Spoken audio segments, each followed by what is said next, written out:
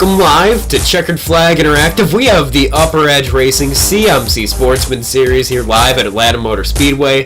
Shane Doherty, Steve Bonesteel up in the booth as always as we are getting down on the grid here. Andrew Fayash is down on the pole, and Shane, I do believe you have the rundown of all the big names here at the front of the field. Yep, Andrew Fayash III takes the pole for tonight's event, and Shane Terrian's going to start on his outside in the front row. Colin Bowden's going to start third here tonight, and a newcomer, Joe Lawrence, making his debut tonight. He'll start fourth. Corey Hoover's going to start fifth. Bronson Stafford sixth. Austin Hartenfeld seventh. Trevor Apollo eighth. And then to round out your top 10, Ryan Dyson and Mark Apollo. And then, of course, Ryan Dyson there in the UpperEdge Media, number 28, is the in-race reporter here tonight, Shane. Yeah, going to be interesting to talk to him here as they travel around this track, Atlanta Motor Speedway. One of those tracks with older surfaces, as we saw in previous weeks, especially with Chicagoland. That was always a fun race to cover. And here we are once again on a mile and a half in an older surface. So should be very interesting to watch here. Atlanta's a very race car-like track. Should be fun to watch.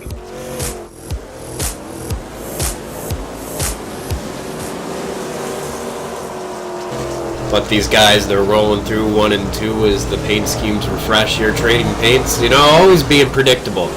But here today, Andy Glazik making his reappearance there in the number 19 machine. Took a week or so off, and he's back. And then, of course, Fayash back on the front row. And then he wasn't too sure, due to some work adventures over the next few weeks, if he'll be able to actually attend all these events. So it's good to see him here this week. And then Colin Bowden making his appearance over the past few weeks here, and looks like we've got ourselves a full field tonight. And of course, this is the Control Freak 200 at Atlanta Motor Speedway. Check them out on the web, controlfreak.com. All of your accessories there for all your controllers and all kinds of great gaming needs. But Pace Car is going to get ready to pull off, Shane. It's time to go racing. Absolutely, here racing in the great state of Georgia, here, Hotlanta as they like to call it. There's the green flag. Andrew Fayash III mats the throttle, and we're green here for tonight's event. Fayash with a beautiful restart to get this race kicked off. Looks like teammates there, all three of those RCA cars right around each other. Actually, all four of them battling out there behind Shane Terrian, who dropped back a couple positions on the start there. Corey Hoover moving up in the splash, number 33 Camaro, trying to make a little bit of a statement early on, make his way up towards the front. And right there you've got yourselves the RCA train in the middle of the field. Speaking of Andy Glazik, Steve, I don't know if you've got the same on your end too, but I'm showing Joe Lawrence in the 19 car tonight, the exact same paint scheme, but apparently a different driver. So I don't know if that's on your end as well, but that would be an interesting development story. Oh, and I guess it's so. Joe Lawrence in for Andy Glazik here in the number 19. Might be doing a substitution role or something like that, trying to channel his inner Regan Smith, I guess you could say there, but running in the top 6, so definitely could be a good night for Joe Lawrence if this is indeed a substitute role. Colin Bowden making a run for the lead early on. You see it there going into 3 and 4, side by side for the lead as they dive it around almost full throttle around Atlanta Motor Speedway. Yeah, Colin showed a lot of speed at Chicagoland, and he's definitely one of those drivers who likes these mile-and-a-half tracks and seems to get along with them pretty well. And here he is trying to take the lead. He's almost got it. I think Andrew's maybe going to get it to him, maybe not. He's going to battle on the outside here, and I think he might just get it on the inside groove here, but they're still side-by-side. Great battling despite the 4th lap.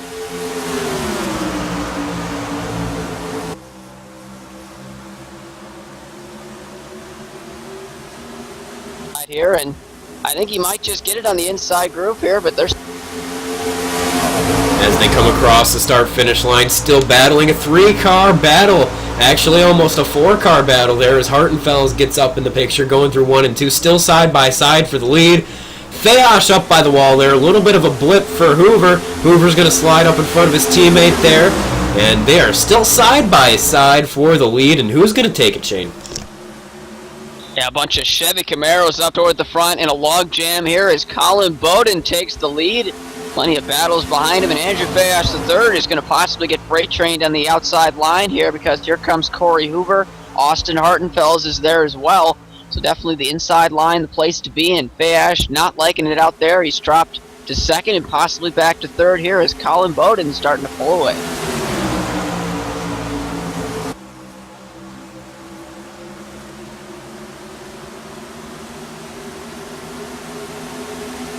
As they come across the line once again, Colin Bowden's up in the lead, Shane, and it looks like Fayash, just like you said, has a handful on the high side. As the run goes on, that might be a little bit beneficial. Keep those tires a little more stable, but that inside line is the faster way around, especially being the shorter distance, and it's really tough because you can keep your momentum wound up even on that low side. Yeah, and I guess it goes back to how this track really is. Knowing Colin Bowden, and we've seen him here plenty of times this season, this is really a track that I would figure that would fit him very well. He's kind of an aggressive guy who likes to attack the racetrack, maybe a little bit more aggressive than others, and that's really beneficial here because you're in the throttle quite a lot more on this track compared to any other mile and a half. So definitely Colin's feeling the effects of that, and he's out to almost half a second lead on Corey Hoover, Austin Hartenfels, Andrew Fayash III. Those are big names that he's up there pulling away from, so definitely Colin's got a pretty good car tonight, and he's showing some speed.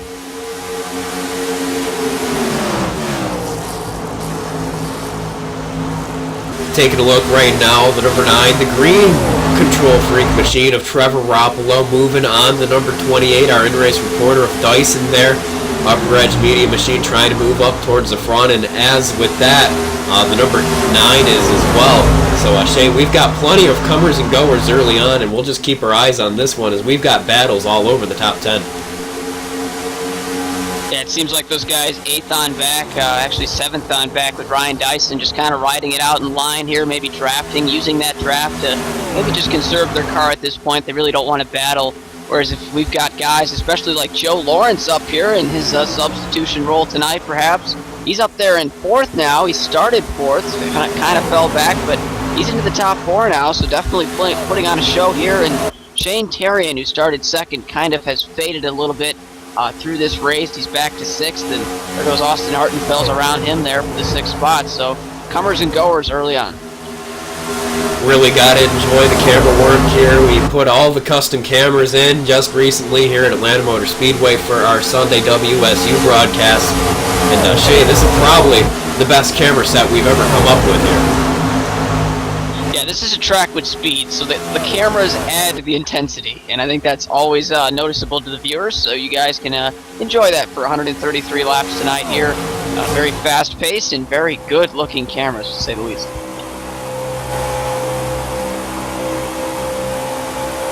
As we hop on board Corey Hoover there, you see him, he started in 5th and he's worked his way all the way up to now 2nd, and he is knocking on the WeatherTech number 89 back bumper. And Shane, you really got to keep your eyes peeled because Corey Hoover is definitely one of the front runners week in and week out here in the CMC Sportsman Series, and it's not a shocker at all to see him battling right there. He's almost going to duck it up underneath as we got ourselves a battle. The storm might be coming to the WeatherTech Chevy, no pun intended there, but they are almost going to be side by side because Corey is catching him pretty quickly here. Colin kind of got up to about a half a second lead. Now he's been reeled in, and here comes Andrew Fayash III as well. So maybe these guys better on the long run, starting to make their way toward the front now.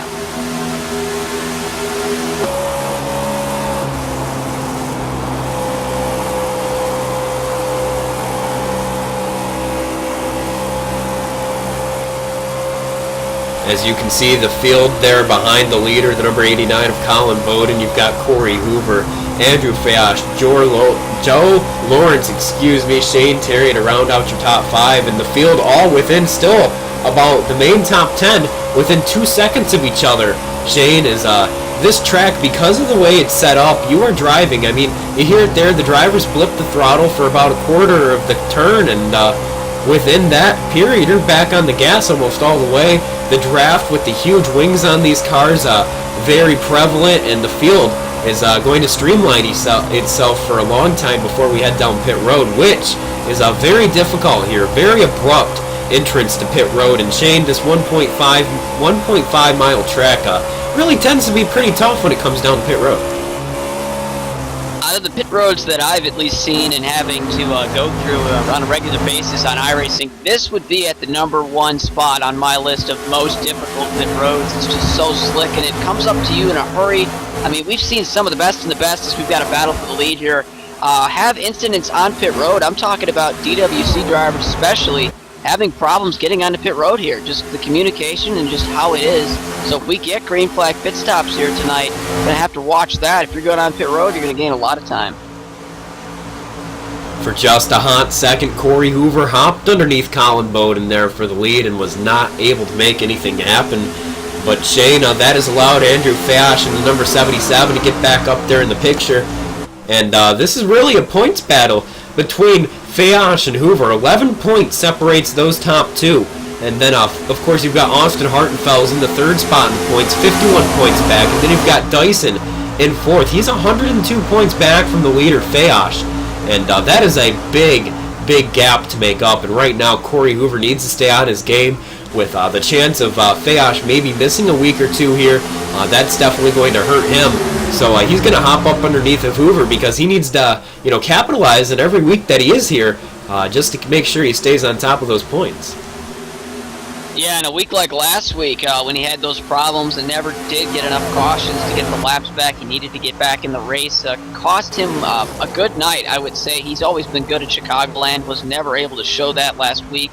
And now he goes from the points lead to now over 10 points behind Andrew in the standings. So yeah, as you said, Steve, he's going to have to take advantage just in case Andrew Fayash III has to miss a week or two here down the stretch. But definitely he's probably going to be here as much as he can and going to provide a very interesting points race, to say the least.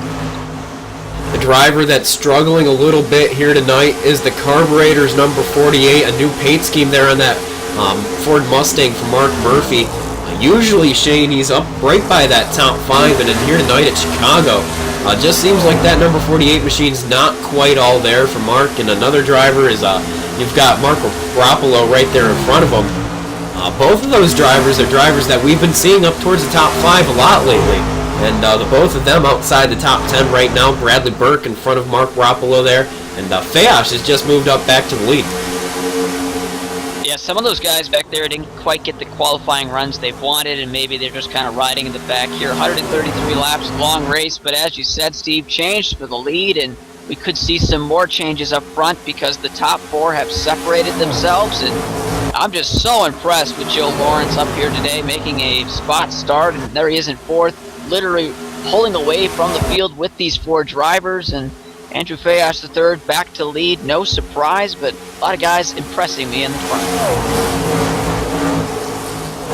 And of course, you are tuned in here live on Checkered Flag Interactive. Steve Bonesteel, Shane Doherty up in the booth here tonight for the Control Freak 200 at Atlanta Motor Speedway. The UpperEdge CMC Sportsman Series rolls on as we're just past halfway in the season. We've got ourselves a great battle for second place as Jordan Lawrence is just right there.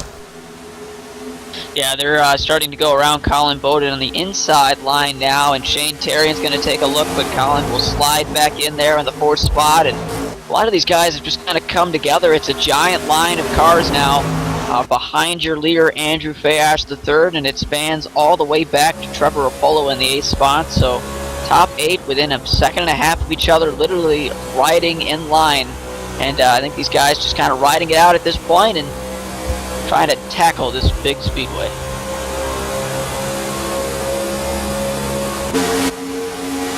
And the racing here just so tight.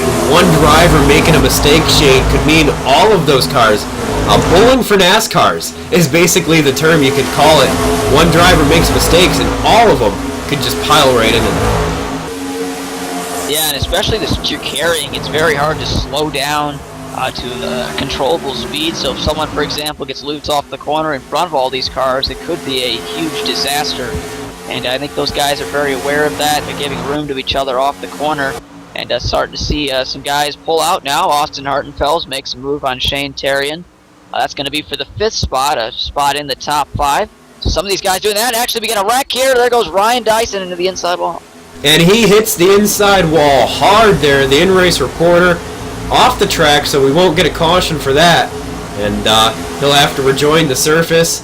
And no caution there, off the racing surface, no problem, and everyone's going to keep rolling, but tough break for that number 28. We'll pull up the replay.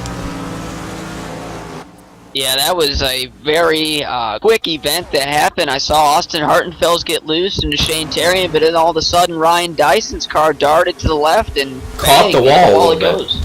Yeah, it caught the wall definitely. So that's a tough break for Ryan there, and no caution. That's definitely not going to be very beneficial for his points battle. Of course, like I said earlier, sitting in that 4th position when it comes to the point standings and 101 points out from the leader. And it sounds like a pretty massive gap, but Corey Hoover has a couple bad races. Fayash misses a couple races, and he's right there at the battle when it comes down to the tail end of the season. But with that right there, that's going to definitely hurt him a little bit. Look at Joe Lawrence in that number 19 machine. And he's just doing a great job out here today. Usually, Joe Lawrence is a driver that the UpperEdge Racing Series sees quite often in their super late model series here on Sunday nights, and very habitual driver over there. And nice to see him make an appearance here on the NASCAR, the higher series side of things, as he goes side by side. He's in the wall, and that's going to hurt him there as the 19 scrapes the outside wall. Yeah, he actually had the 89 kind of slide up there, and he might have hit the wall to prevent contact, but nonetheless, good racing up front for that 3rd spot, and Colin Bowden trying to apply the pressure, who's actually stayed up in the top 5. What we saw last week is he would kind of get toward the front, and then he would fade, but it looks like this time around he's doing actually good inside the top 5, and these guys are just kind of riding at the moment. Because of all that, it's a 2-car breakaway with Corey Hoover and Andrew Fayash. Just an update on Ryan Dyson. He's chosen to keep that car up and on the track. Currently running about, he's actually, Shane, with all that damage, he's running a lot faster than I thought he would be. He's running about half of a second off from the leader, but with that heavy hit, there's still some hope he could salvage at least the top 15 if something big happens. So we'll keep our eyes on Dyson here. He might be able to make a little bit of something happen. Yeah, definitely. He'll just need the cautions to get front of that car repaired, and then, yeah, he'll probably have a chance to get back in this thing and maybe make up some spots. And I mean, it's hot Atlanta. Anything can happen here, especially at high speeds. So he's definitely not out of it for sure.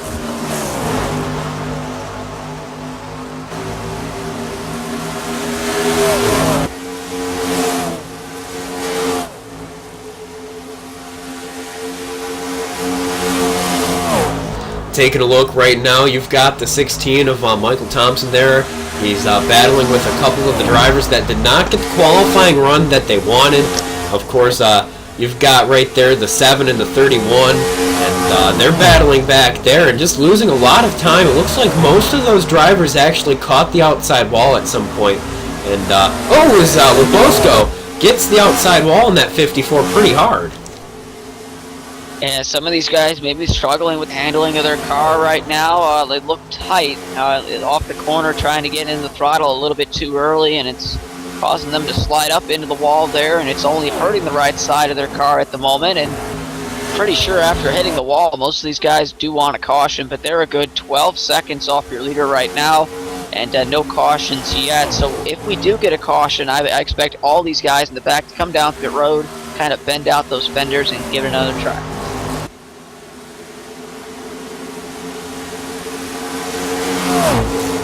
Just to update you here on the top 5, you've got Andrew Fayash, Corey Hoover in 2nd spot.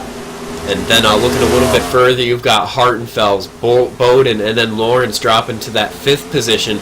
And Shane, I do believe you've got some updates on what's going on through 6 through 10. Yeah, Trevor Apollo is currently 6th, and I bet back he's actually 7th as Shane Terrian literally goes around him there into turn number 1. So those guys make that swap for position. Later back is Bronson Stafford, currently running in the 9th spot at the moment. And he's just kind of all by himself, but actually in front of him is Mark Rapolo. So those guys have kind of made their way into the top 10. And then rounding out your top 10, Bradley Burke, who's currently leading Mark Murphy and Joseph Thies back here in a pack about 7 seconds off your leader. Yeah, also in that pack, you've got Dalton Alexander there. Not quite on pace here tonight, but plenty of time to get something going as he almost catches that outside wall. And he's going to try to hop up on the outside of Tice as they go down the back straightaway. Not going to be able to do anything there. But battle's still just going on all over the racetracks, Shane. That was a prime example of what can happen when you're in a pack and someone almost makes a big mistake off the corner. Bradley Burke got tight, had to get out of the throttle extremely, and it checked up all the drivers behind him, and we almost had some melee. Everyone did a nice job of just kind of regrouping after that, though, and getting themselves situated, and we stay green with no major accident there, so props to them. And you are watching the UpperEdge CMC Sportsman Series here live on Checkered Flag Interactive. We've got Shane Doherty and Steve Bonesteel up in the booth bringing you the action. We're coming close to pit road, our first green flag pit stops of the night. We're going to step away, take a quick commercial break. Don't go away. Checkered Flag Interactive coverage here of the CMC Sportsman Series. The Control Freak 200 at Atlanta Motor Speedway returns in just a moment.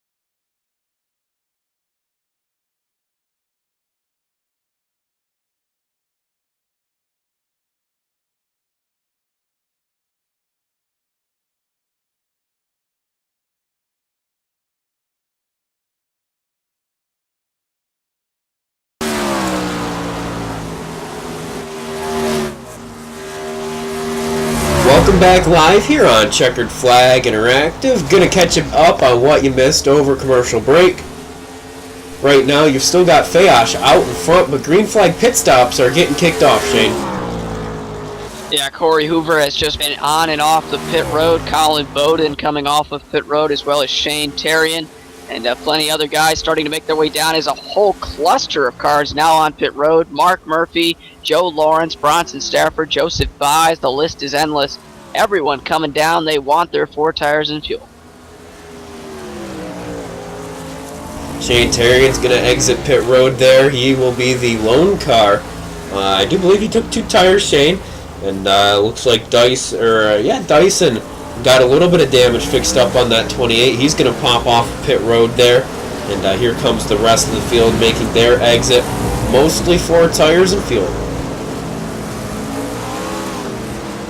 Yeah, but all these cars coming down now, you would think that would force the hand of some of your leaders. But as we've seen before this season, Andrew Fayash III is definitely one of those guys who's not afraid to stay out longer than anybody else. Log some laps and, maybe try and set up some fuel strategy and whatnot. I don't exactly know his plan, but, if he stays out here longer than everybody else substantially, he obviously knows something that I don't, because he's still out there in the lead, and we've only got about 5 or so cars that have not pitted yet.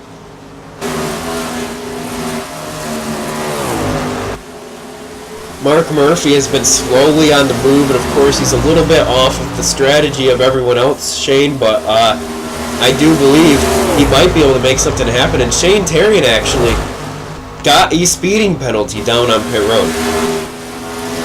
Yeah, that's definitely something you don't want to do here, but as documented before, it's probably the toughest pit road in racing, it seems like. So not a surprise that sometimes that does happen to even some of the best. So Shane's going to have to hope that A, this cycles through, and that B, he's going to get a caution and possibly be the lucky dog at one point in this race. But that's a tough break for him. He's going to have to battle his way back for the rest of the race. Riley Grant Davis and Dalton Alexander have also been battling there, the 24 Designs machine versus the CFI machine for a little while here. Alexander been slowly on the move, same with Riley Grant Davis there. They are trying to maybe stretch it as close as they can, maybe find a way to do some short pitting at the tail end of this race, so that when it comes down to the final 30 laps or so, they'll have fresh tires, maybe have an opportunity. And, if a late race caution were to fly, or if a caution were to fly right now, the majority of the field trapped 1 lap down. Of course, they'll be able to take the wave by, but the thing is, you take that wave by, you still got to start behind these other guys that were able to stay out. Yeah, and this race is a 2-stop race regardless of what you do. The fuel window's about 55 or so laps, maybe a little bit more than that, but I can understand guys cutting it 10 laps short coming down pit road, because the tire fall off between lap 45 and 55 is pretty substantial, and I think those guys didn't want to deal with that, and they wanted to come down pit road and get on fresher tires and be out there longer than some of your leaders like Andrew Fayash III, who's still out there, by the way, his 52nd lap. But it looks like he's going to bring that 77 car in this time by. As we're going to hop on board there and take a special in-depth look at what it's like to get down on this pit road. You see him there making the early exit off the racing surface down to pit road speeds. Fayash already down on pit road, going to roll down there on the right side. Really, it's racing etiquette to stay to the right side on pit road here. His stall's going to be all the way down to the tail end, being the pole sitter here. And then, Shane, I'm going to turn it over to you for the pit stop. Yep, got to make sure you don't slide the tires here. It's a very long run he was just on, and he does not do that, so always good. He's in the pit box, and they will raise up those left sides. I would assume 4 tires, but who knows? And they will go actually back around to the right sides here, or left sides there, and they actually will drop the jack, 4 tires and fuel, right sides and left sides. He's away. Don't speed here. That will only hurt you. And there he goes, back on the racetrack, and he'll have to ride it on the apron through 1 and 2 before he can merge. Yeah, got to be very, very careful here on this apron. You can see a little bit of a banking change on the apron. You catch yourself too low, the car's going to get upset, the weight's going to unload, and you might actually find yourself going up the racing surface and finding yourself more in trouble as the banking continues to change, as he's almost going to get into Ryan Dyson there in the slower traffic. Gets loose off of 3 and 4, Shane. Yeah, he's on cold tires, so he's trying to get up to temp, trying to get the car warmed back up from the pit stop, and Dyson's on some newer tires, but he's got some damage and a little bit off the pace compared to Andrew's lap time, so he will eventually make that pass and begin his course to probably run down some of the guys in front of him. But Andrew's just going into 3, and Corey Hoover's coming through 3 and 4 now off of turn number 4, so he's not going to be the leader here, but he will be on fresher tires.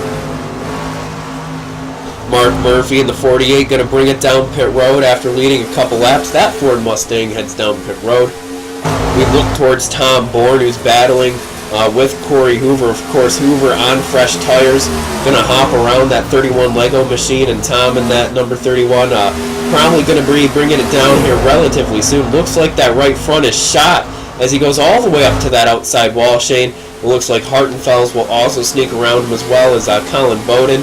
So it looks like Tom Bourne has stretched it just about as far as you can possibly think to imagine it here. Yeah, he's trying to take a risk here. He was in the back half of the field, maybe deeming that he had nothing to lose, but nonetheless, on the 56th lap, yeah, he's going to have to pit soon, and there you go. He's coming in this time. Joe Lawrence in the outside wall. Yeah, but unfortunately, Joe Lawrence is going to get in the wall, no caution, but that's going to hurt his car a lot. Yeah, Bradley Burke and Bronson Stafford in that little mix there. They went about 3 wide for halfway down the back straightaway. Joe Lawrence, ever since hitting that outside wall earlier on in the race, has really been struggling, Shane. And it's really unfortunate because for a while there, he was looking really strong inside that top 3. Almost made a run towards the top 2, and we'll just have to keep our eyes on him and see if we can't get a caution at some point, and he might be able to get that damage fixed up. Not too bad, but he's got to be careful here. This track is very aerodynamic sensitive. Yeah, as you said before, Steve, coming from the late models here, you're getting into an Xfinity car, so definitely a whole new monster, if you would say so, and definitely maybe not understanding quite how it handles off the corner as well as everybody else who's been running in this series weekly, and unfortunately has found the wall, and he'll need, yes, as you said, will need a caution to get the damage repaired, but I think a lot of guys are in the same boat. They got some damage from the wall, they need a caution to reset, catch back up to the leader, but until we see that caution, we're going to see some guys lose some ground. You are watching the Control Freak 200 here live on Checkered Flag Interactive. Steve Bonesteel, Shane Doherty, bringing you the action up in the booth every Thursday night. And next week we do have an off week there for, we believe, the Easter holiday, and we'll be back right after that week and for some more action here. But right now, at Atlanta Motor Speedway, it's hot Atlanta tonight. Some great racing.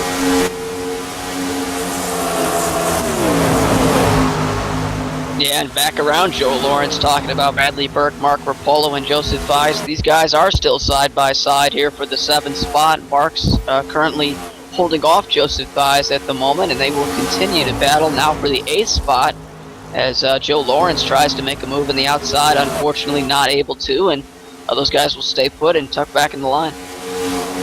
Shane Terrian, after that mistake down on pit road, has been struggling, Shane, but we've got ourselves a battle for the lead. Colin Bowden up in the mix now, right on the back bumper of the Splash number 33 Camaro, and Corey Hoover has himself a rear view mirror full of that number 89 WeatherTech machine.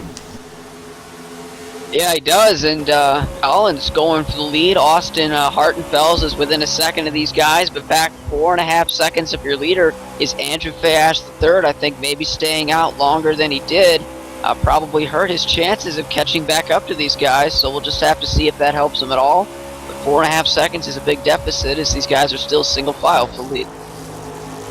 We saw something very similar to this, though, last week, Shane.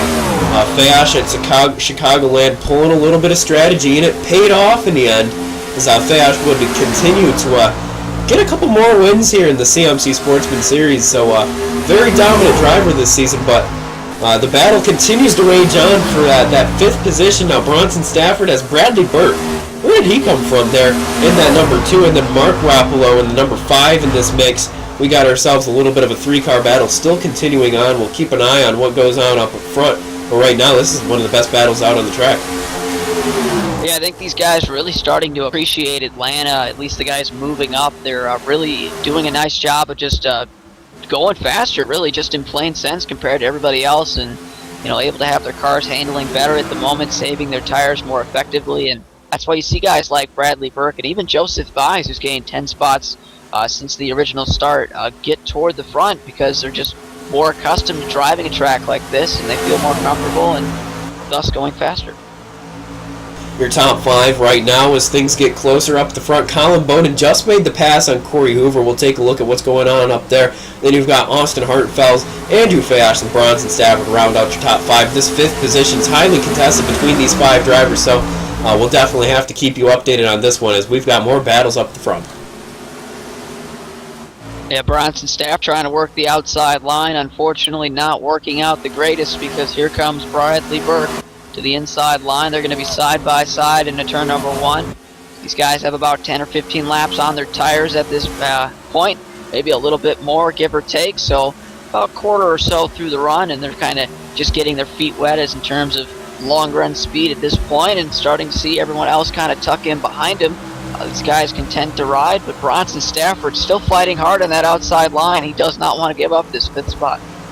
Corey Hoover starting to struggle a little bit there on this long run. Threw a big-time block on his teammate down the back straightaway. And now Austin Hartenfels will actually complete that pass, Shane, for the 2nd spot. So move that Kroger number 29 RCA Camaro to that 2nd spot. As looks like he's starting to pick up the pace. Now he's going to have to set his sights to Colin Bowden. But again, Bronson Stafford trying to defend that 5th position. Bradley Burke on the inside line. Hard charging. We get a caution here as we approach halfway. Got to keep your eyes on Bradley Burke. He looks pretty strong here today.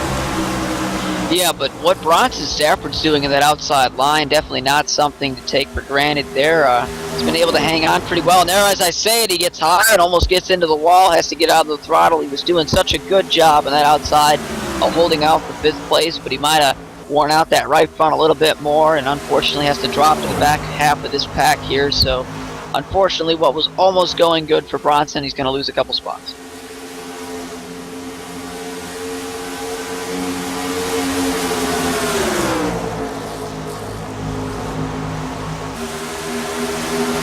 As you see, the green Control Freak machine hops underneath of him there.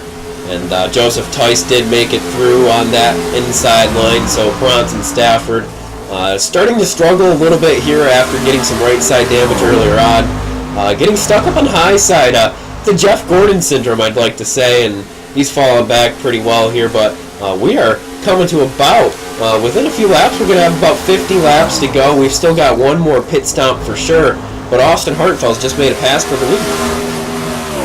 Yeah, you could call it a pass, but Colin Bowden got loose through 3 and 4, almost spun out, had to save it, got out of the throttle, lost a ton of time, and he's actually going to drop to the 3rd spot because Corey Hoover has gotten around him. And this is kind of bunched up, these 3, actually, though. We saw Colin kind of get out to about a half a second lead again as he did the first run, but once again, misfortunes for him, and he's going to drop about a second off of your leader, Austin Hartenfels. Actually only half a second there, never mind. But these guys all next to each other still, despite a 70-lap run. You are watching the CMC Sportsman series here live on Checkered Flag Interactive. This series also brought to you in part by, of course, Control Freak, the Control Freak 200 here tonight. Brought to you live by Checkered Flag Interactive. And as well, this series brought to you by none other than UpperEdge Media. Check them out on the web, upperedgemedia.ca.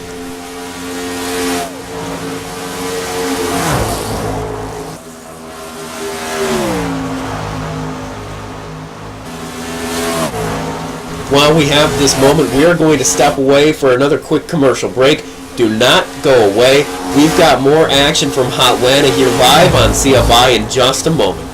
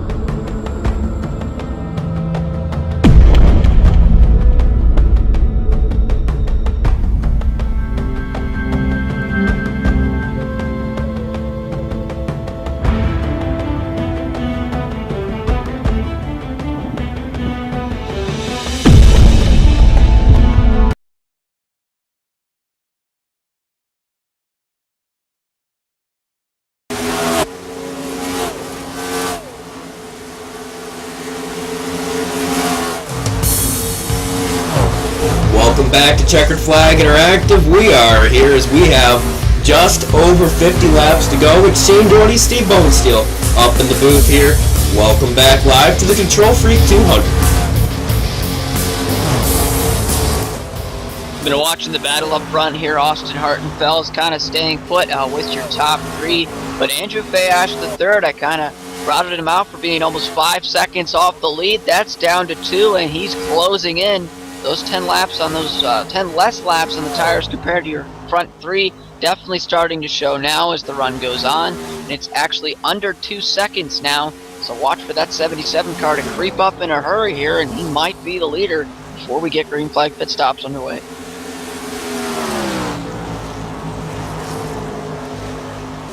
And of course, another update here on the Checkered Flag Interactive in-race reporter Ryan Dyson in the UpperEdge media machine. Earlier on in the event, took a hard hit to the inside wall. That number 28's been chugging along there, making up a couple positions here, a couple positions there. Sitting in 17th right now. Still has an opportunity if we get some late race cautions to make some more positions up, get some of that damage fixed. But right now, Ryan Dyson struggling with a damaged race car.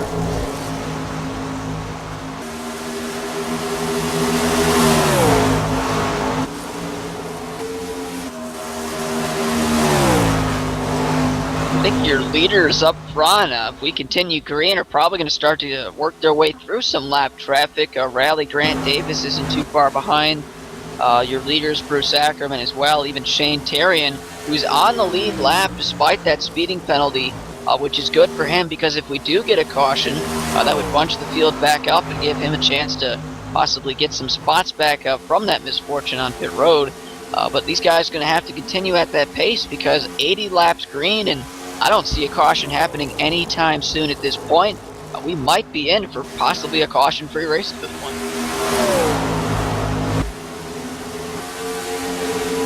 As we have things heating up big time there for the battle for that 6th position, or actually the 7th position. Joseph Tyson, that number 5, trying to hold off Bradley Burke, who fell off the pace a little bit after getting up into the high groove there, and now trying to hold off him and Bronson Stafford there, getting very tight for that battle. So right now, this is the best battle out on the track, and it is getting pretty intense as Bradley Burke looks to try to get back around that number 5. Yeah, he's literally bump drafting him there into turn number 1. Pretty interesting driving there from Bradley, trying to maybe make up some ground, but then he goes wide in turns 1 and 2 and has to collect himself back up. So he's trying to make a move, and he gets the run off the corner and dives it in, but the door is slammed shut. According to Joseph Thies, little disagreement there, and here he goes back on the inside, fighting hard for this spot. Yeah, definitely. Every position counts, every point counts here in the CMC Sportsman Series. We saw the Truck Series last season really come down to the wire. Just really the final race of the season pretty much determined the winner between Corey Hoover and Austin Hartenfels. Hartenfels had a problem at Phoenix the week before the final race of the season. But right now, all the things in the past are put aside as we've just got, these guys are battling it out. Bronson Stafford now on the inside line of Bradley Burke. Burke goes up to the high side. Nothing changing up front, although Fayash is getting a little bit closer, so we'll see how that gets. If we go side by side there, we'll take a look at that. But right now, this continues to be the best battle out on the track. Yeah, they actually are side by side, actually pass complete. Advantage 77 car, Andrew Fayash III to the lead within 3 laps from 4th to 1st. Those new tires definitely showing their grip now. Being on pressure tires, as I documented before, compared to the top 3. So I don't know. We'll have to see when these guys pit and how much he exactly gained from using this strategy. But he's once again found himself in the lead.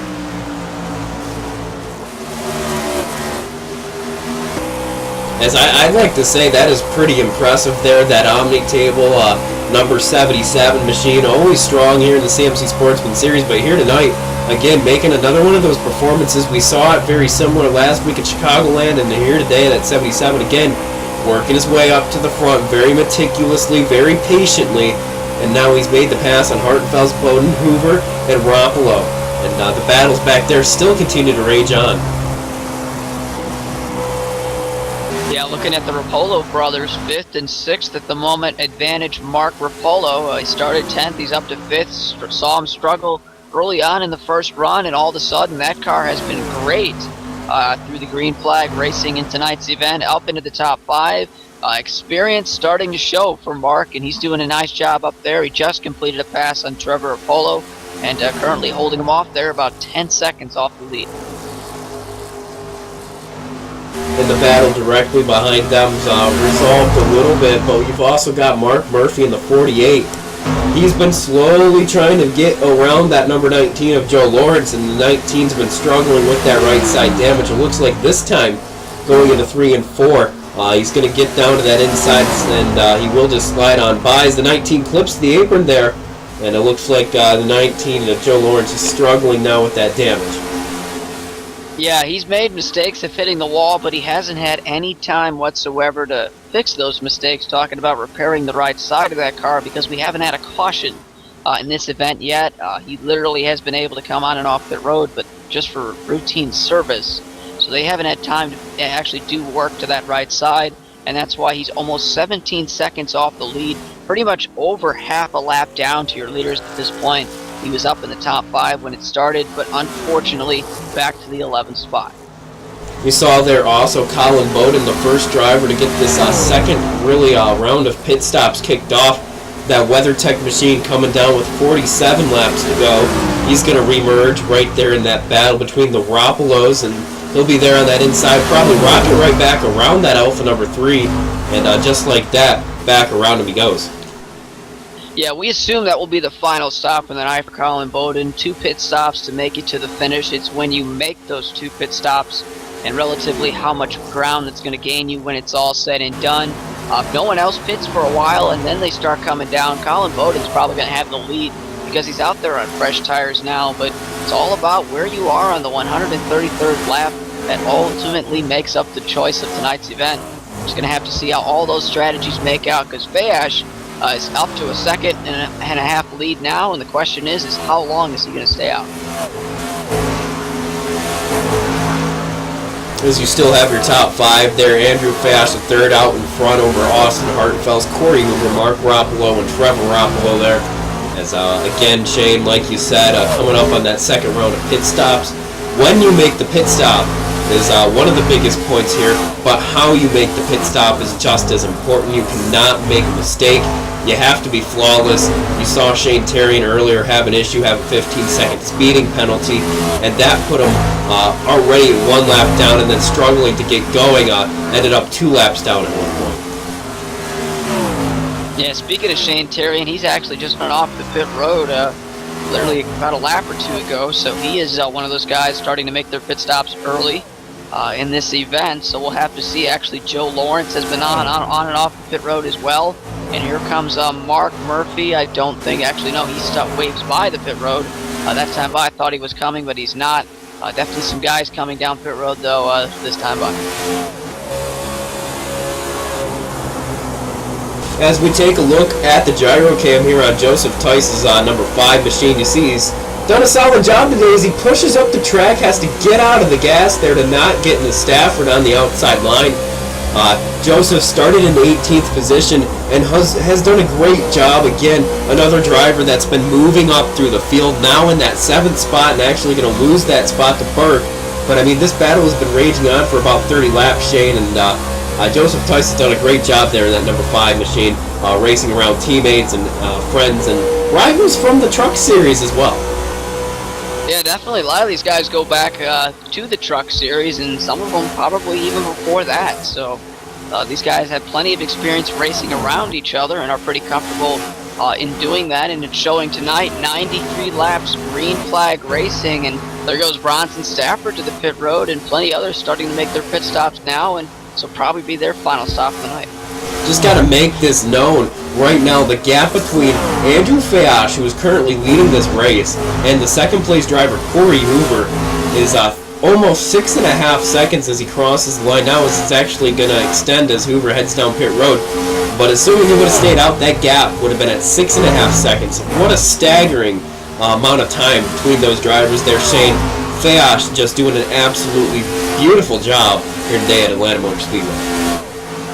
Yeah, I don't know what was going on with Corey Hoover, though. He was losing a lot of time in the final 5 laps of that run or so.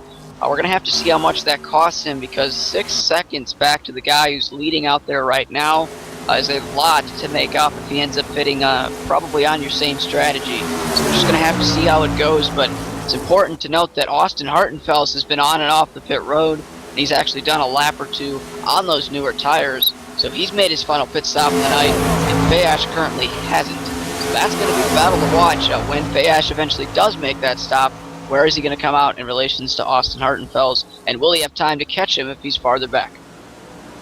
And here in the CMC Sportsman Series, we are already 16 races into this, and we have been chugging along. I do believe the 17th race here, the Control Freak 200 buy from Atlanta Motor Speedway, and the points lead is between Corey Hoover and Fayash. Fayash the leader there, 11 points ahead of Hoover, and then Hartenfels in third, 51 points behind, then Ryan Dyson struggling here tonight after an earlier accident. He's in fourth, 102 points behind, and only 3 drivers, I do believe, have gotten wins here this season, aside from Bronson Stafford, who was actually way back in 17th position for Speed Demon Racing, and it's just been a long season for a lot of drivers here. It definitely has, but your leader, Andrew Fayash III, has made his way onto pit road, and he came flying into pit road. He made it down to the speed limit of 50 miles an hour successfully, but not without getting a little bit tail happy on pit road. Definitely giving it all his effort here tonight is Fayash, and he's into the box perfectly. We're going to have to see if he has a clean stop, and hopefully he's able to get back out there with no issues. For the time being, that will end up cycling Mark Murphy and that number 48 machine up to that top spot. And he's been struggling a lot here today at Atlanta Motor Speedway. He's always one of those drivers you expect to have a really solid night. Definitely one of the closers here. Another driver that's usually a solid closer is Finlayson. And Finlayson right now in that 32 machine is on pit road, wrapping up his final pit stop. And he's definitely struggled here a lot today. He's going to end up probably outside the top 13, top 14 after this pit stop when everything cycles through. He's going to come off, he'll be sitting in 15th. Just a very tough day for Finlayson. He's one of those drivers that's kind of comparable to Kevin Harvick. Where did he come from there at the end of the race? Yeah, definitely, and the problem is that he's going to probably need a caution here to punch back up toward the field, because we saw that last week. He actually got lapped in green flag conditions thinking about it, but then we got a caution. He was able to get back in the lead lap, and then all of a sudden we're talking about him inside the top 5. So yeah, he did a nice job last week, and he has proven himself to be the guy to come at the end of the race and finish the best that he can, and definitely he can do that tonight. He's going to need some help here with a caution problem. As Bronson Stafford in the 20s going to pick up a position from Trevor Roppolo there. A solid pass on his end, and now he sets his sight to Mark Roppolo to pick up another one as we have 33 laps to go, Shane. This race has been caution-free since they dropped the green flag. Very tight racing. Atlanta provides great stuff here. Atlanta, Georgia. 1.5 miles, D-shaped oval, and one of the more iconic tracks here on the NASCAR circuit, a very old surface as well, but either way, providing some great racing. Yeah, great racing. We've seen side-by-side battling, but yet no one's wrecked their cars, or we haven't had any major incidents or problems, with the exception of Ryan Dyson getting into the wall and getting into the inside wall as well. But beside of that, we've had great racing and literally 0 problems out there on the track tonight. It's good to see. We're actually over 100 laps complete now under green flag conditions. That's pretty impressive considering the amount of drivers in this race tonight. 22 took the start. So yeah, really impressive, and props to these guys for the clean racing out there. It's fun to watch.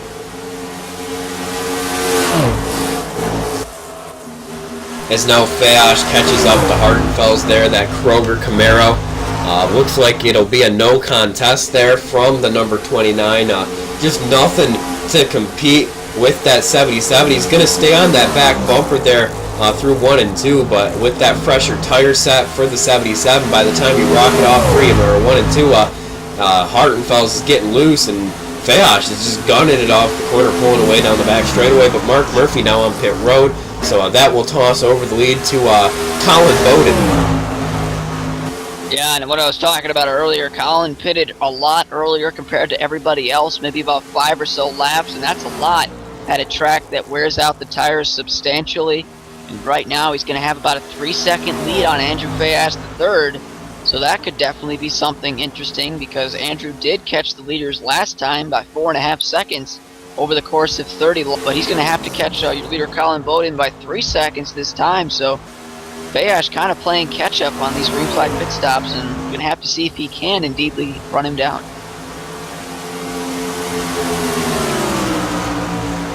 Just a reminder, you are watching the UpperEdge Racing CMC Sportsman Series, of course, here on Checkered Flag Interactive. Shane Doherty, Steve Bonesteel bringing to the action the best of the business on the track, and of course up here in the booth. CFI is your source for all things when it comes to iRacing broadcast. Prices starting at about $24. Of course, that is the spring booking discount that wraps up around April 15th, or actually on April 15th, and then after that we go back to standard pricing. But even at $26.50 to start for a 2-hour broadcast, it just simply cannot be beating the quality you got here.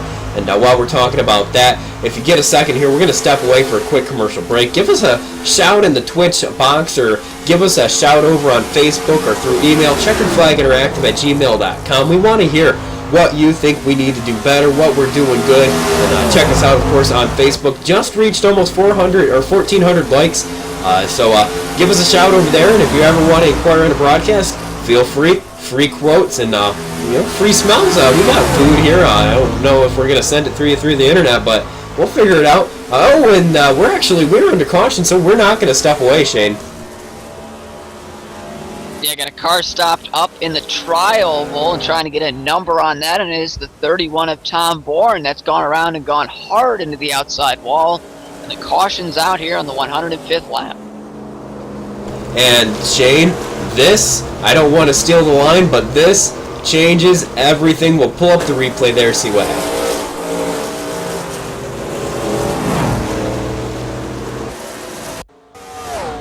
Yeah, it just doesn't look like a good turn 4 for Tom Bourne, and then he comes off the corner, gets into the wall hard, and then he makes contact again with the wall, and it sends him around, and he spins throughout the front straightaway and just had to throw the caution there. He's almost in the racing groove, and then was slow off the pace because of the damage, so good call to throw the caution there. And as you said, Steve, we got a lot of cars going to be coming down pit road, pulling fenders, and giving it one more shot. And this puts everybody pretty much on, when it comes to tire wear and whatnot, on equal ground with Fayas, as these guys are going to head down pit road. I mean, this really benefits Colin Bowden. He's not only going to have a little bit of a safety gap there, about of a second there on pit road, but he's going to be able to get on the same set of tires. We're going to have about 20 laps to go when we go back to Green Flag Racing, Shane. And I mean, right now, if you're Colin Bowden, that is exactly why you came down pit road when you did. Yeah, and it worked. The gamble worked. He took gambling, possibly losing the race by pitting earlier than most of the leaders to get the lead. And now, because of this caution, he's going to be a fast short-run car. We'll see the race off pit road, and it looks like that 89 car is going to win the race off pit road. 4 tires and fuel. This could get interesting because I've seen Colin be really good on the 20-lap run. He kind of falls off from there, but hey, we got 20 laps to go. In fact, a lot less than that. So he might be the car to pick here before we get back to green.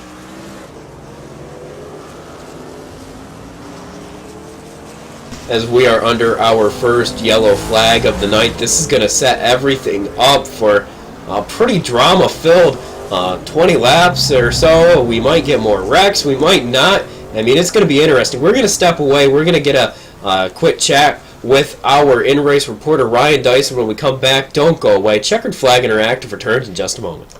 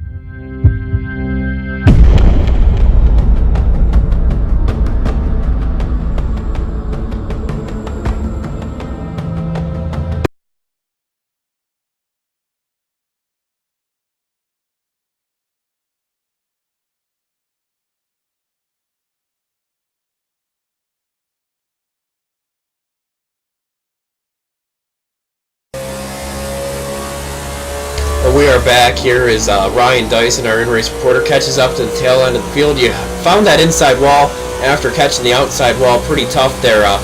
What's the car driving like? It's not driving too bad. I'm just caught laps down. I'm really disappointed. I thought we had a chance at the win. I know we did last week, and then I was really fast here tonight, and I don't even know what happened. I saw Austin check up in front of me, and then I don't even know who it was. I think it was Shane checked up, and I obviously didn't check up, and then it was too late, and I got into the outside wall. But if we can get a couple quick cautions, I think I could be back in it. The car's not too bad. All right, well, I mean, before we head to this restart, what do you think it's going to be like when it comes to the racing? Chicago's great, Atlanta's great. Racing's very tight here. Yeah, we're having a lot of fun. We've cleaned up a lot of things. Big field tonight, and it's still clean, so looking forward to the rest of the season and next season. All right, well, good luck here on this restart. Thanks, guys. And that was Ryan Dyson, driver of the number 28 CMC Sportsman Series machine, or actually in the CMC Sportsman Series B car machine.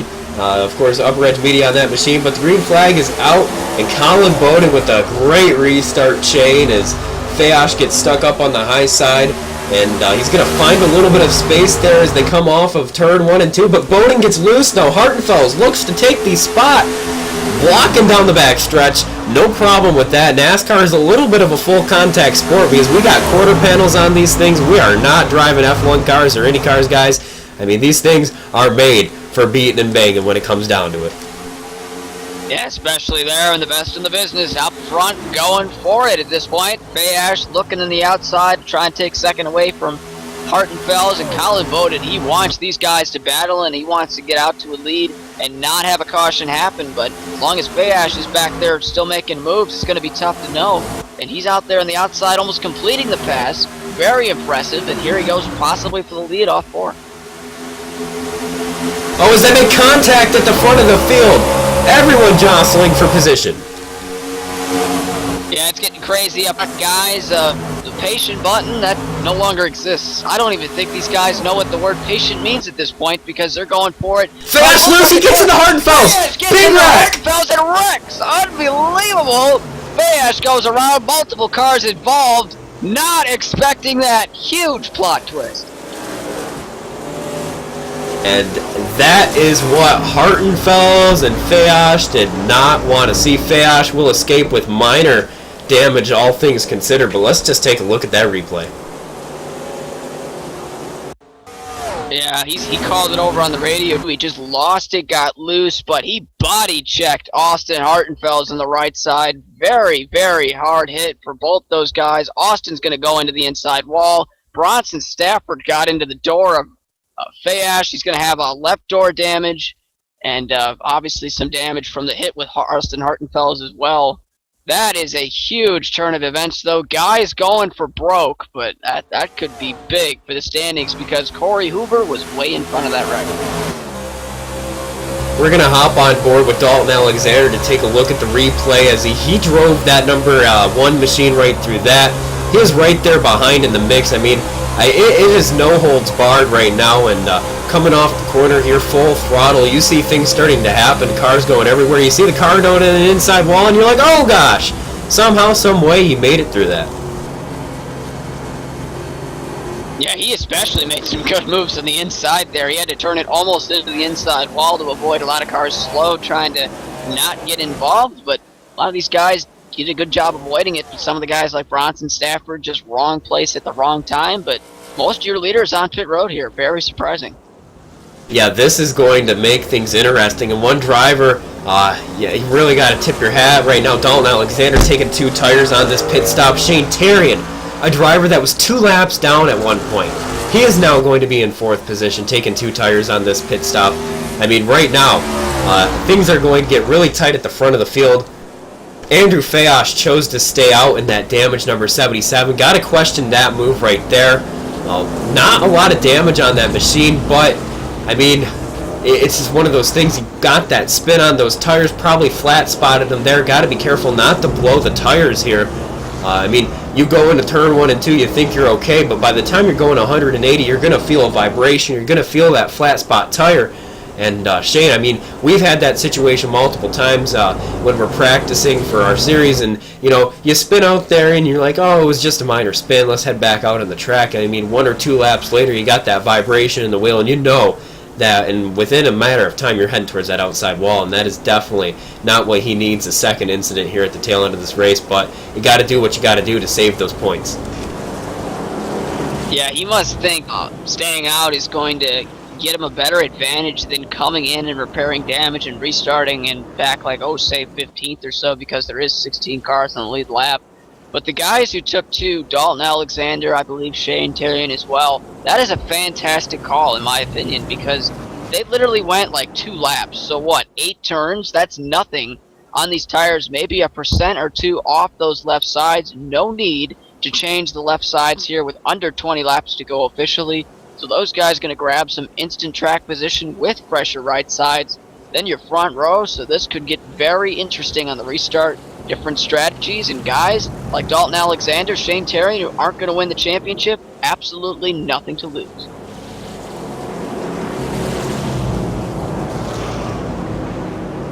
As you see it there, we should be getting the 1 to go this time by. You've got Colin Bowden leading him down here. Andrew Fash in 2nd, Dalton Alexander in 3rd, Shane Terry in 4th, and then Mark Roppolo rounding up the top 5.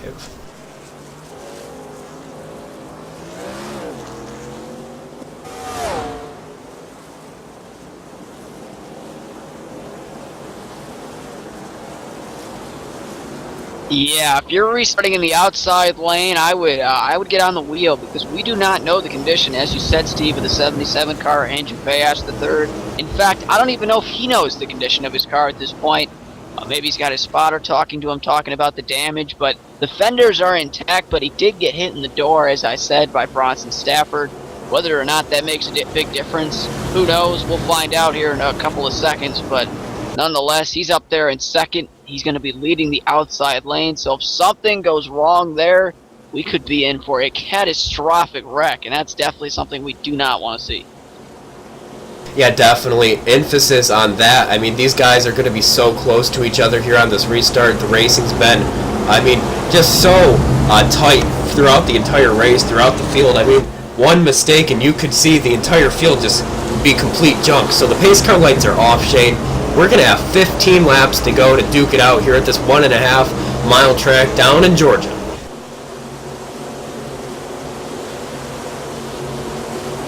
Leaders Colin Bowden, he stayed out. Andrew Fayash III, he stayed out. Rest came in with 2 tires and 4 tires. Green flag's back out. We're racing here, and going to have to see how it all unfolds. Green flag back in the air. Colin Bowden with a solid start. Fayash will drop down to that inside line, block Dalton Alexander there, and Colin Bowden with a great restart there as we got trouble, cars in the wall, trouble in the back.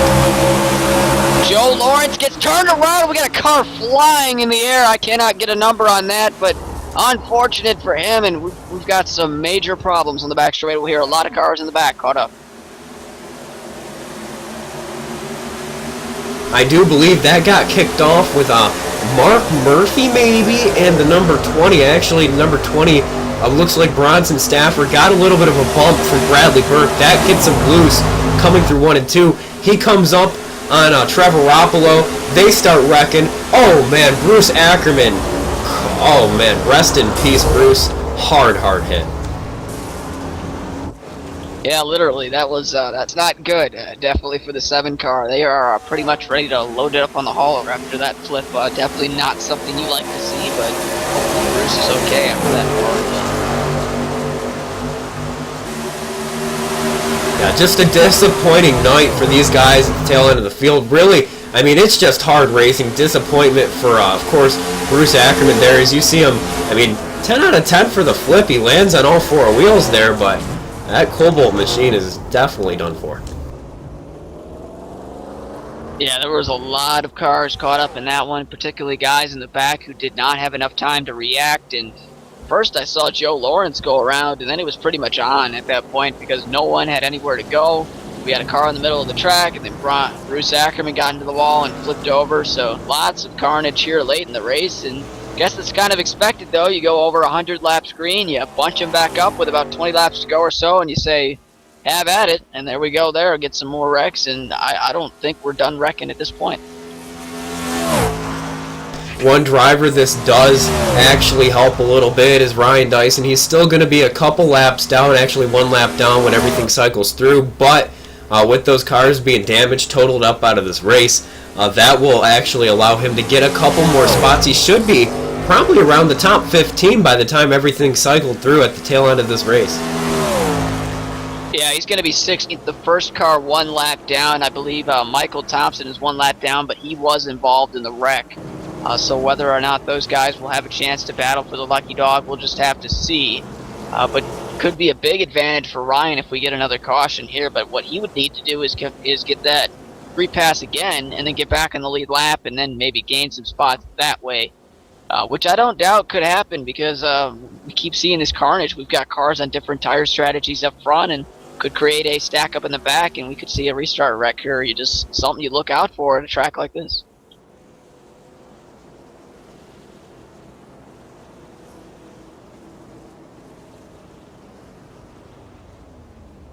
I've also caught up with Bronson Stafford at the Infield Care Center. Bronson, take us through what happened there leading up to that.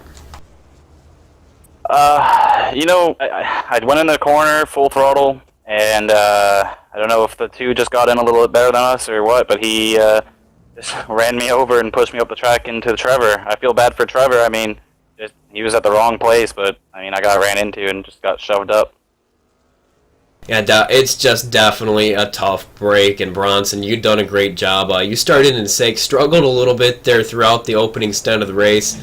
With those late race cautions, you found yourself back up towards that top 10 and actually moving up towards the top 5, and then you just found yourself, you did get a little bit of a bump there from Burke, and it was just enough to upset that car, and then into the outside wall you went, and just a very tough couple of weeks, and that's really just how your season's been going, Bronson, and definitely disappointment there in the number 20 pit stall. Oh yeah, we first run went kind of bad. We fell back to I think 11th or so. I drove back up to 9th pit, came out 6th or 7th, fell back and drove back up to 5th before the next stop and held on to that till the yellow came out, and restarted there 8th or 7th or 8th the first time, and Andrew's thing happened there, and then that one there as well in the next restart. So just bad luck. Looking forward to next season, already getting that all going together, me and Shane, on our new team. So. Well, we wish you the best of luck coming up here in the upcoming weeks, but we are double back up at the front of the field, Shane and Bronson. I know you're down here in the infield, but you're not going to want to miss this one, Bronson. It's going to be a good one. Yep, I'm going to tune in and watch. Have fun, guys.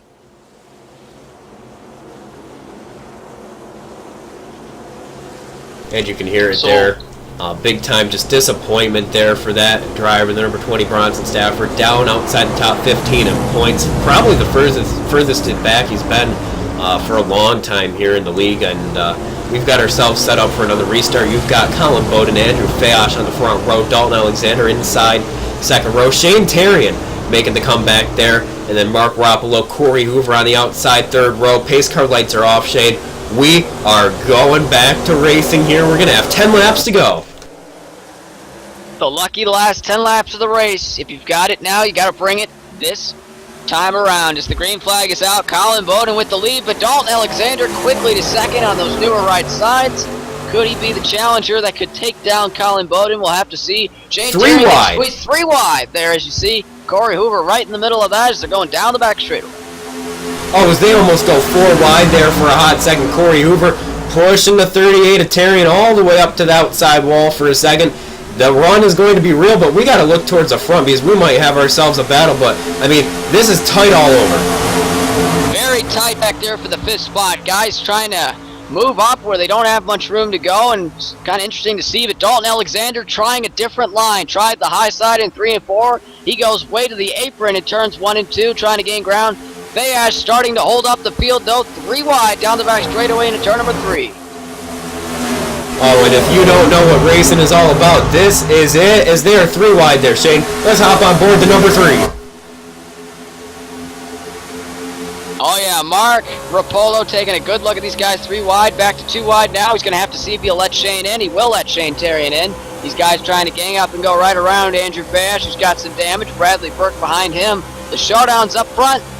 In front of these guys, Dalton Alexander riding closely behind Colin Bowden as the laps continue to wind down. And we're wrecking! And we've got Rex in the back there. Bradley Burke hard into the outside wall in turn 3. As he collects Joe Lawrence. Looks like this wreck started with a little bit of a blinking issue. You saw Hartenfels there, gets loose, comes down on Mark Garoppolo, and no actual contact registered other than the actual physical movement of that car, and that just spins him out hard on the outside wall. Then he comes up, collects Joe Lawrence. That's a questionable move there. You got to lock those cars up, got to keep those tires stopped, and tough break for both drivers. I'm sure Joe Lawrence is not very happy with Bradley Burke. Now, Joe's night went from amazing to really bad, and now the worst. At this point, he's not even going to complete the start here tonight. Tough to see. The 19 car was running so well, and what we assume is a substitution for Andy Glazik. Maybe we will see him back when we are back on the air in a couple weeks here to broadcast the UpperEdge CMC Sportsman Series again. But a tough break for them, and yeah, that's another caution there. And I said we weren't done wrecking, and we're going to get down to here. We're going to have a single-digit lap count when we go back to green.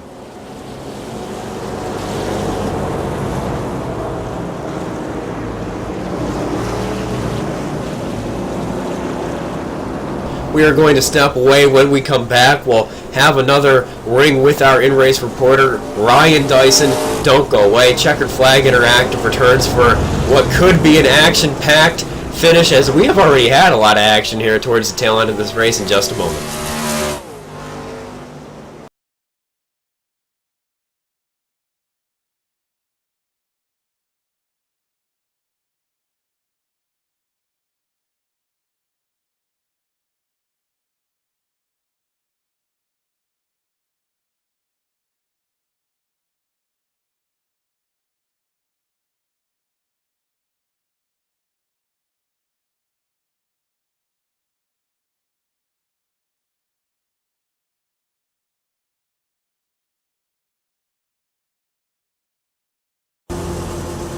As we are on board with Ryan Dyson, the in-race reporter here, Shane, I do believe you have him up on the radio.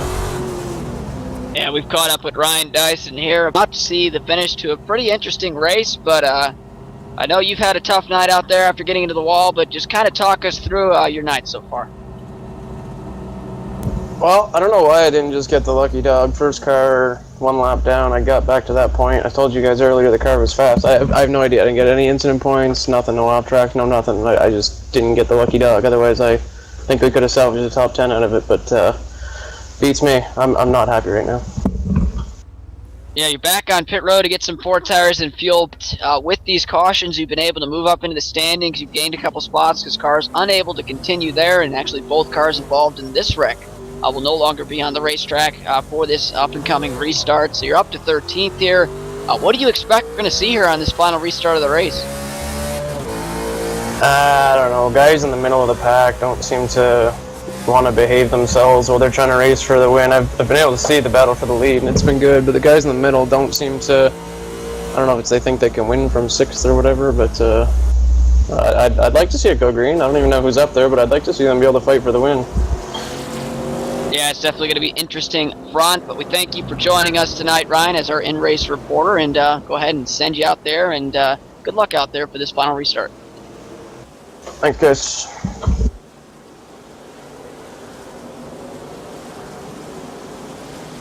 And of course, another one of those drivers here is we are going to have a 3-lap shootout, Shane.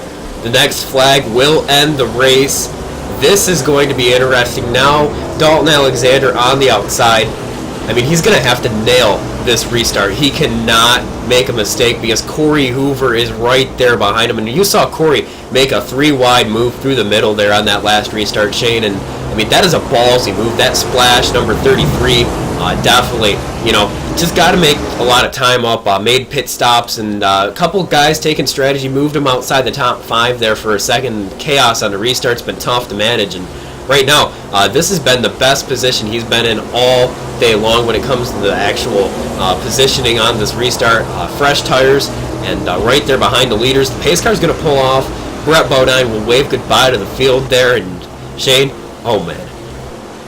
Yeah, I got a couple of underdogs in the front row. Colin Bowden, he hasn't had success, and he hasn't been in this series. He's kind of on and off, hasn't been around as of lately. He returned last week. Dalton Alexander's never won an UpperEdge CMC Sportsman Series event supporting the CFI colors in the outside line. He's going to have to make it happen if he's going to want to win. Green flag's out. These two in the front are gone. And 3 laps to go this time as they barrel down to turn number 1. Oh, basically dead even as we dive it down side by side here through 1 and 2. He's going to dive down to the inside, get a little bit loose. Dalton's going to keep up on that back bumper here as we head down the back straightaway. Hoover's right there as we go side by side. Yeah, these guys can't play around for long because Corey Hoover's coming with a head of steam. The train is pulling in. You cannot hold it. You got yourself up and have him get by you for the win. If you're going to be smart, they're going to try and go for it. And here they go to 2 to go. A little blocking on the front straightaway. It's all or nothing. Oh, as Colin Bowden is blocking for everything that he's got there. Oh, and Dalton gets into him. Is he going to save it? Is he going to save it? He's up on the high side. He saves it. Dalton to the lead. Controversial. We'll have to deal with that later. 2 to go down the back straightaway into turn number 3. Dalton, if you're going to want to win this race, he's going to have to hold off Corey Hoover. Can he do it? A little bit wide there in 3 and 4. White flag in the air. This could be the biggest lap of Dalton Alexander's career. He's got 2/10 over Hoover. They're 3 wide behind him. We'll take a look at what's going on there. But all eyes up on the front of the field right now as Dalton Alexander has a back straightaway to hold on to it. But Hoover has the run. He has the run. I don't think he's got the time. He's going to have to make the move through 3 and 4. And if you're Dalton, you're going to have to hit your marks. No need for mistakes. They're battling back half of the field. Yeah, he can't give up now. Here comes Corey to the inside. Going to be side by side to line. Dalton Alexander takes his first ever Big win wreck in the pack. Sportsman Series. Big wreck across the line. What an absolutely amazing finish. The underdog pulls it out.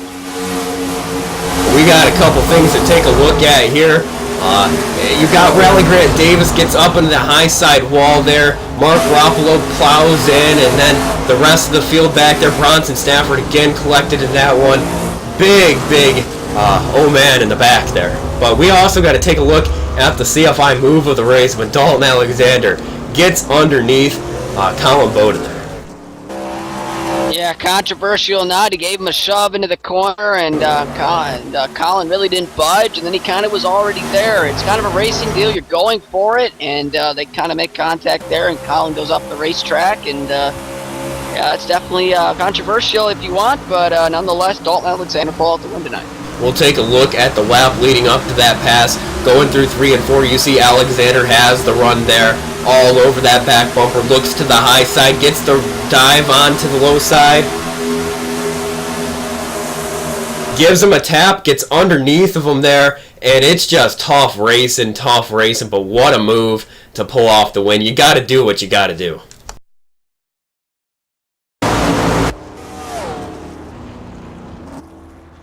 A little bit of activities on the front straightaways. Colin Bowden full throttles Dalton Alexander into the wall. Definitely not showing his pleasure there, displeasure there. And I don't think Dalton cares. I don't think he cares either. Really, he's doing the burnout. That's a little bit of a I just won the race there, Colin. You can do what you want, but nonetheless, yeah, he's pretty happy right now. I would say number 1 car, number 1 tonight. As we have a ring with Dalton as he burns him down on the front straightaway. Take us through that move there. Giving him that the bump and run, something we've seen quite often here in the CMC Sportsman Series and the UpperEdge Racing Series. When it comes down to the final laps, got to give it your all. You did that there, Dalton, and just take us through that move. Oh, I'm shaking right now. Great. Yeah, you know, he was blocking me, and I knew the only chance I would have to get around him was to rough him up a little bit, and that's what I did. Well, I mean, you had a very, very interesting race, and that final pit stop where you chose to take 2 tires, did you really know how it was going to work out? What were your thoughts there?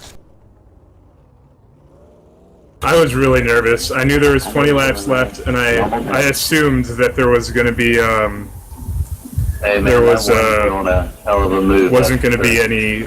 There was going to be more cautions. All right. I'm sorry. I'm excited. Well, there, Dalton, before we toss it off, talk to some more guys here on pit road. Who do you have to thank for making it happen here? Your first UpperEdge Racing victory. Yeah, I know, right? I got it. Oh my God, I don't know. I gotta thank CFI like I do every week. I gotta throw Moto Option out there. They sponsored me in the first half of the year. Really, they make really good quality shirts, and pretty much any equipment you want. They're more for like MX and stuff, but still pretty good. But yeah, I just gotta thank you the most. And you're the one that got me into this, and I wouldn't be here today if it wasn't for you. Well, I mean, great stuff here from the Control Freak 200 at Atlanta. And congratulations, Dalton. We're going to move down pit road here and talk to some more guys. Again, congratulations. All right, thanks.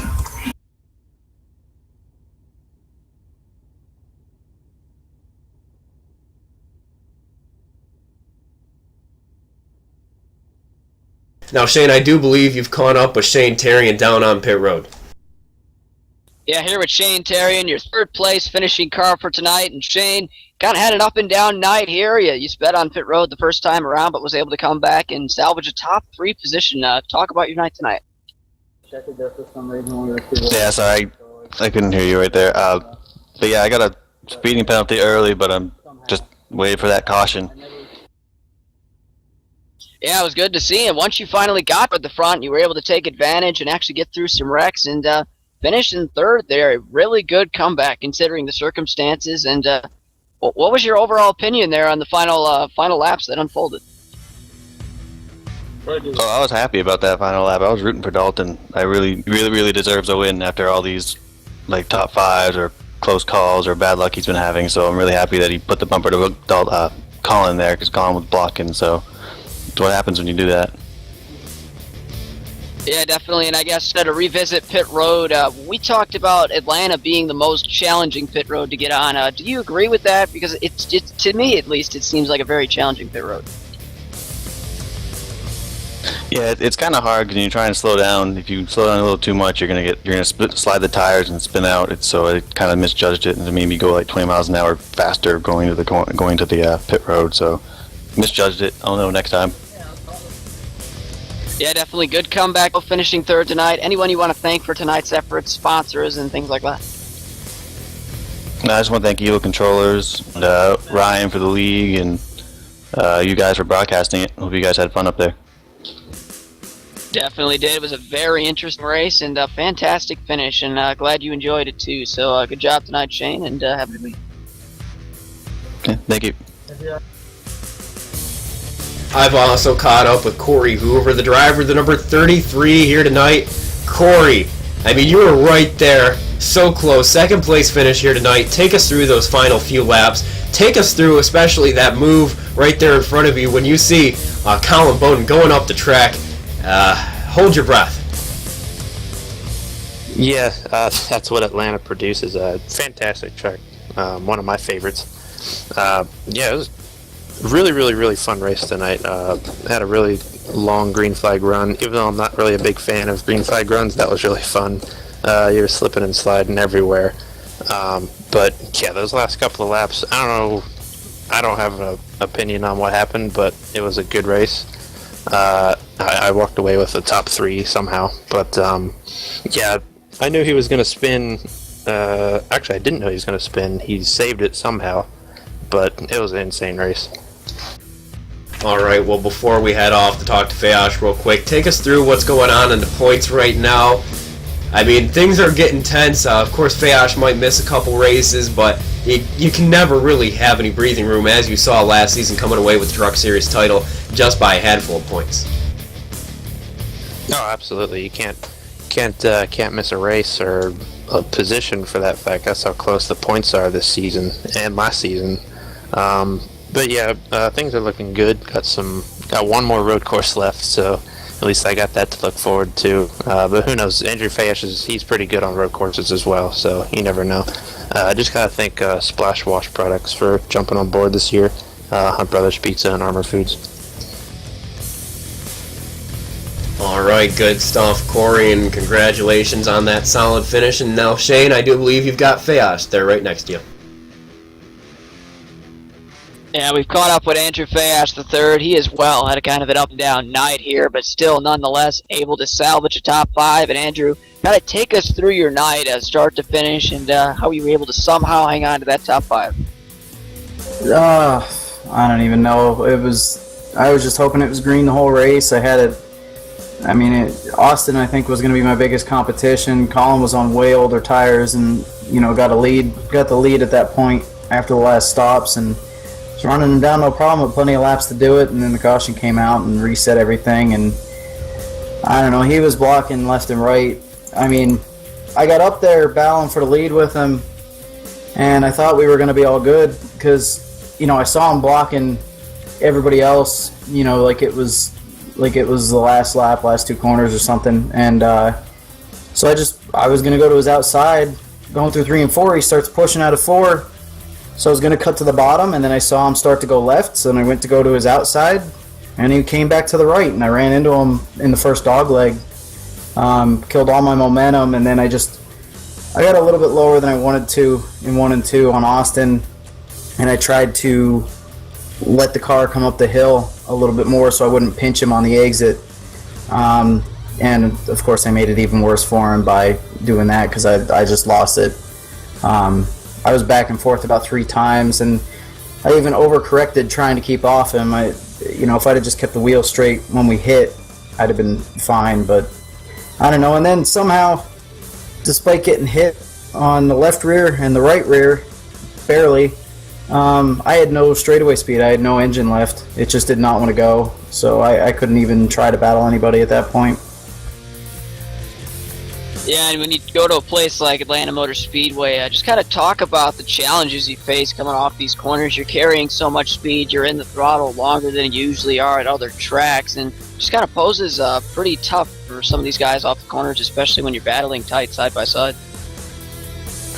Yeah, it's a big momentum track, and it's one of the few tracks in iRacing that I feel like currently has 2 solid lanes to it. You can fight back on the outside if you know how to run it and hold off positions or even make passes up there. And that's what I kept doing. That's what I figured would work, because I figured Colin's going to block the bottom for his life. I didn't expect him to block the outside, and it just it caught me off guard and got me all out of whack, and then I just screwed myself from there. But I don't know, this track's fast. It's got a lot of grip, especially with the weather we had. It was really fast tonight, but it was deceivingly so. If you ran it as hard as you can from the get-go, you would have no tires left after about 15 laps, and I'm sure you guys noticed that on the first run. I took it easy, and Colin and Corey killed their stuff pretty quick. Yeah, definitely. You were able to come up through the field, and despite all the stuff at the end of the race, still bring home a top 5 finish. Impressive job there. Anyone you want to thank for tonight's efforts and who made it happen here? Well, I just want to thank UpperEdge and for putting it on, and you guys for broadcasting as always. And I got to congratulate Dalton on his first win. He definitely earned it. And I know there's some upset people, but if you block 4 different drivers, multiple times on a straightaway, it's gonna come back to you. So you can't race like that every lap and expect to get any respect in return, and and it came to a head. And Dalton, he's obviously, no offense to him, but he's not often in a position to win. So him especially, he's going to go for it. If he's got even a slight shot, he's going to go for it. So he's not going to, 1 block, 2 blocks, he's not going to take it.